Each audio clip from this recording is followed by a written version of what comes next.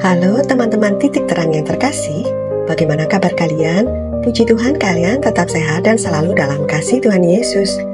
Kali ini ada sebuah kisah menarik tentang kehidupan seorang imam Kapusin Fransiskan yang sangat terkenal di abad 20. Dia adalah Padre Pio atau yang resmi dikenal sebagai Santo Pius dari Pietrelcina setelah dikanonisasi oleh Paus Yohanes Paulus II pada tanggal 16 Juni 2002.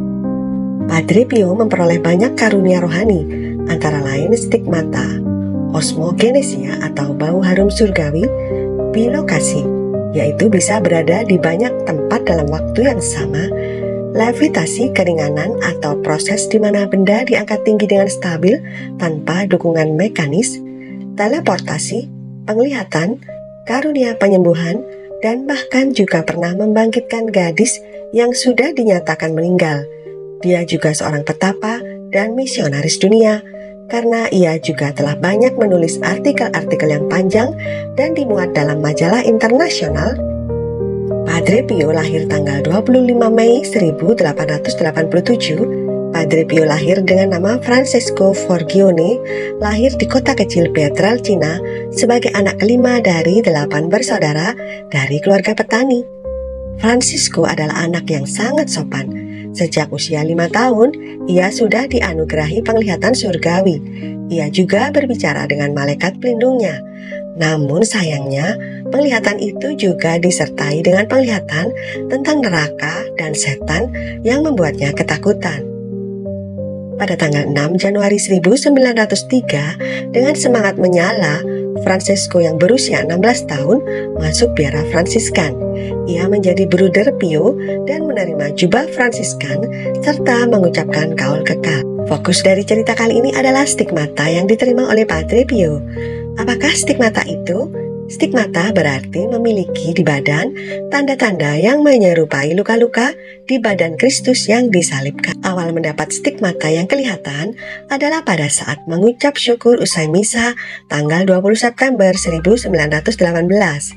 Ia mengatakan pada guru pembimbing rohaninya, Padre Benedetto, bahwa seseorang yang misterius mendatanginya.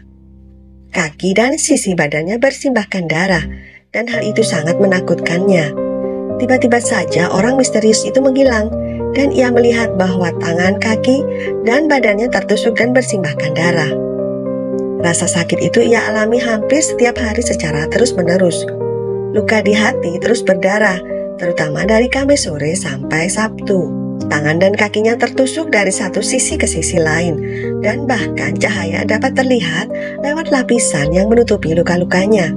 Selama bertahun-tahun, ribuan orang melihat luka-luka Padre Pio pada misa-misanya.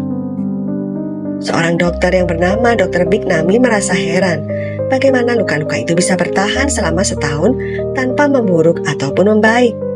Luka-luka Padre Pio di tangannya sering terbuka dan terpaparkan udara luar, tetapi tetap tidak terinfeksi. Setiap hari ia kehilangan sekitar secangkir darah dari lukanya di sisi badannya yang selalu ditutupi oleh kain linen.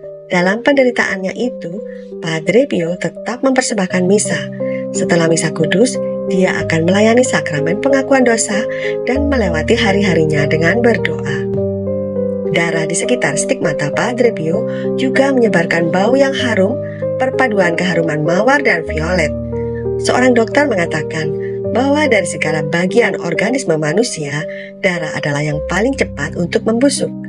Di dalam kasus apapun, darah tidak pernah mengeluarkan bau yang harum.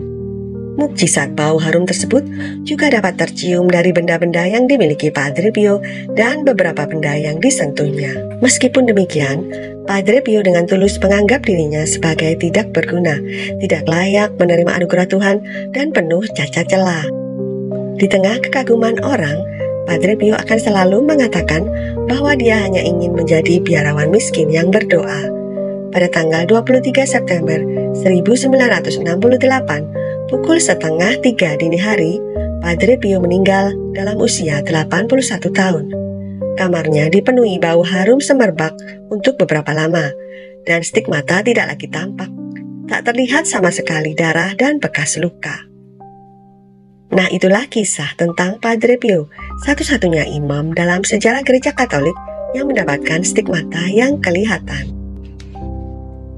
Paus Paulus VI mengatakan bahwa Padre Pio adalah orang yang mempersembahkan misa dengan rendah hati, mendengarkan pengakuan dosa dari fajar hingga gelap. Ia adalah seorang yang menyandang luka-luka Tuhan kita. Ia adalah manusia yang berdoa dan yang menderita. Nah, sampai di sini dulu ya teman-teman. Tuhan Yesus memberkati.